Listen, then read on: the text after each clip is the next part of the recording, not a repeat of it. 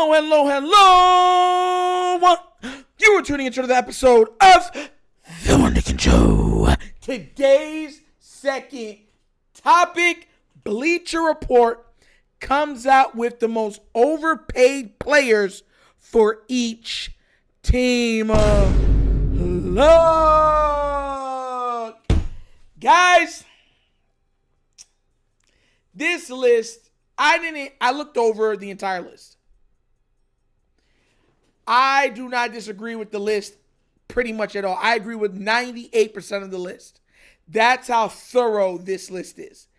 And you know they covered the Ravens, and they touched on a player that a lot of people have been very protective of, that have made a lot of excuses for, but they touched on him. And I'm going to read to you exactly what they wrote, because I'm not going to tell you, right? What I'm going to do is I'm going to read everybody from the AFC North, and then we're going to break it down that way, okay? And then we'll get to the person exactly we're talking about, right? So check this out. Let's see if I can get to him now. This AFC East. Here it goes. Baltimore Ravens' most overpaid player as of right now is none other than former Pro Bowl, All-Pro tight end, Mark Andrews. Let me read what they wrote. It says, the veteran managed 11 touchdown catches in 2024, but he isn't the player he used to be, and his mistakes have cost the Ravens dearly. You know exactly what mistakes they're talking about. That, combined with the emergence of Isaiah Likely, makes it hard to justify Andrews' $14 million AAV as the fifth highest paid tight end in the game.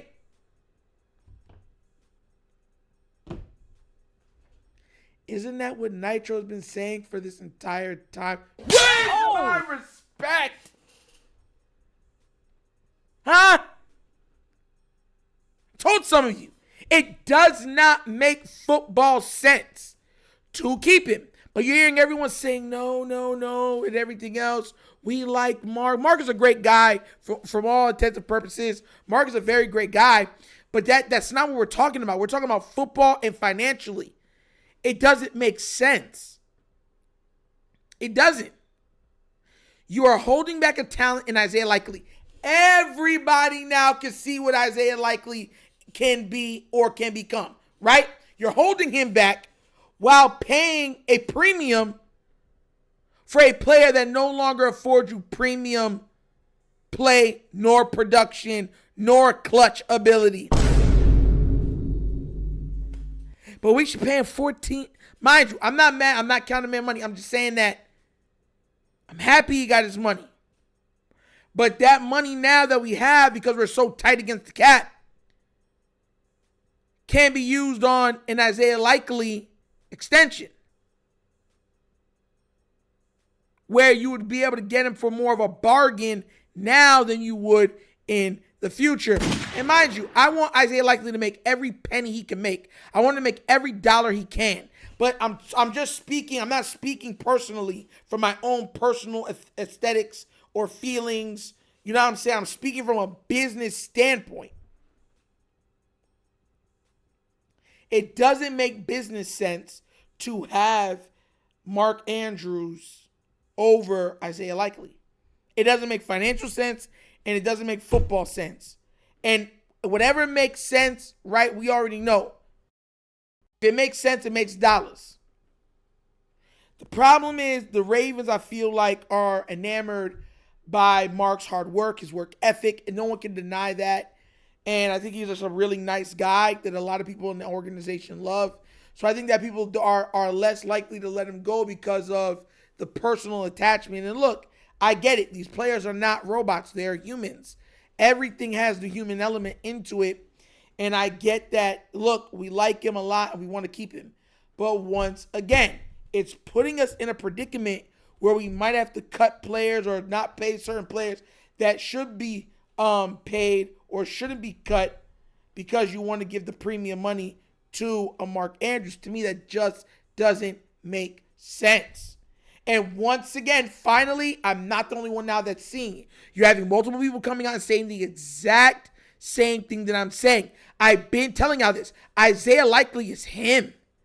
From the time he was drafted, I was telling y'all, boy, he's special. I'm telling y'all. Coastal Carolina, I'm telling y'all, he's nice.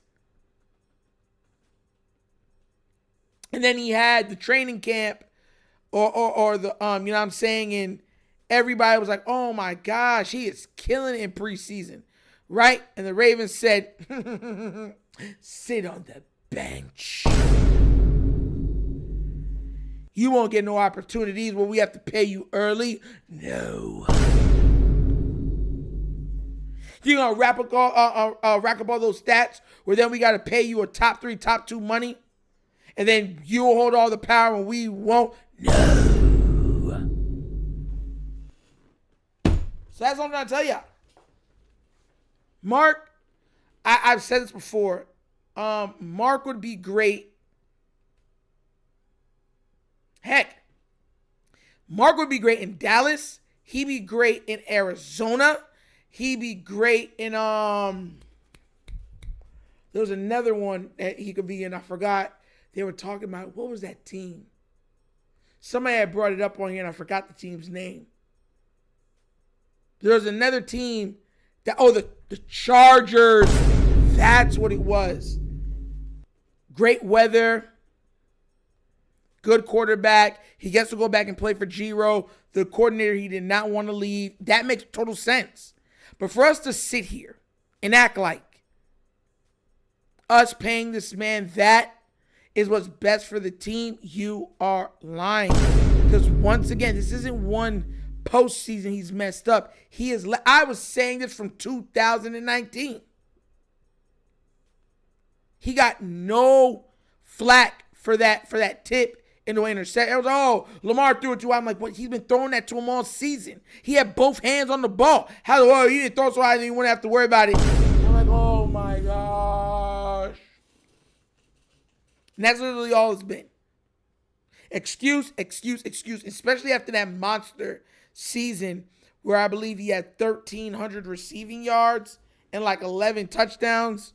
Yeah, everybody in their mama thought, hey, I'm not getting rid of this guy. Let me go check what that exact stuff was because I'm pretty sure it was like 1,300 and change, right, for that season. Absolutely amazing season. Let me just see if I can get to it. Yeah, it was 1,361. 107 receptions, 9 touchdowns, 12.7 yards a catch. A monster season. But guess what? He's never had another even 900-yard receiving season in his career. He went from 673. He went from 552 to 852 to 701 to 1,361 to 847 to 544 to 673. And mind you, last year is the most touchdowns he's ever had in the season, and it's his 5th highest yards per catch in his career. Yeah, 5th. 1, 2, 3. Yeah. See what I'm saying? So to me, it just doesn't make sense. He's not the player he used to be. Likely is emerging. He's great. You can get him for lower than probably what you want. And also, he would be happy with that guaranteed money straight into his pocket from now. Everybody wins. We get more targets for Likely. He ends up going for 1,200 receiving yards, about 10 to 12 touchdowns, maybe even more, with less receptions than Mark Andrews. And we're off to the Super Bowl. I'm telling y'all. I am telling y'all. Wasting money. Just wasting. Nasty work. But what do you guys think? Do you think the most overpriced player on this team is Mark Andrews? And if you don't think it's him, who do you think it is? Could it be Matabike? Could it be Owe? Who do you think is the most overpriced player on the Ravens? Let me know what you think down in the comments, please. All right? But as always, that's episode of The Wunderkind Show. Thank you for watching. Now we get down. We have fun and we laugh. But everything we talk about, we're doing what? Facts and truth. Please do remember, like, subscribe, hit that notification bell, and leave a comment. You know I love the comments. And guys, if you have not already done so, please check out the Wonder Kid Morning Show. Yes, live Monday through Thursdays, 9:30 to 10:30 a.m. We talk about all popular topics and sports.